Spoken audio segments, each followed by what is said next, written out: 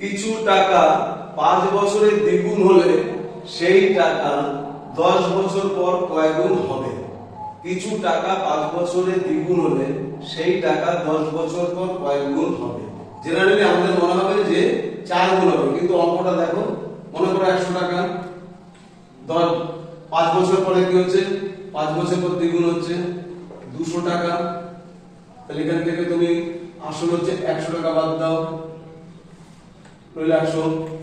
আবার তাহলে তোমার 10 বছর পরে কি হচ্ছে? 10 বছর পরে এই 200 টাকা ইনটু 2 সমান সমান 400। তাহলে আমার আসল ছিল কত? 100 টাকা। তাহলে এখানে আসল 100 টাকা বাদ দাও, রইল 300 টাকা। তাহলে আমার আসল 100 টাকা থাকলে তার 10 বছর পরে কত হলো? 300 টাকা। তার মানে 3 গুণ।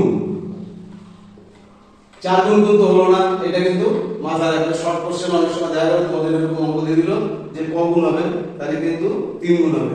এখানটা কিন্তু তোমার এই যে সুদ আসল রয়েছে আর তার থেকে আসলটাই বাদ দিলাম, এটা সুদ হলো এক্সট্রা। তাহলে এখানেও বেড়েছে 300 হয়েছে, তাহলে 3 গুণ। ক্লিয়ার? ঠিক একই ভাবে করে তোমরা এই পরের অঙ্কটা তোমরা করে দেবে, সেটা হচ্ছে কিছু টাকা 10 বছর পর দ্বিগুণ হলে সেই টাকা 20 বছর পর কয় গুণ হবে?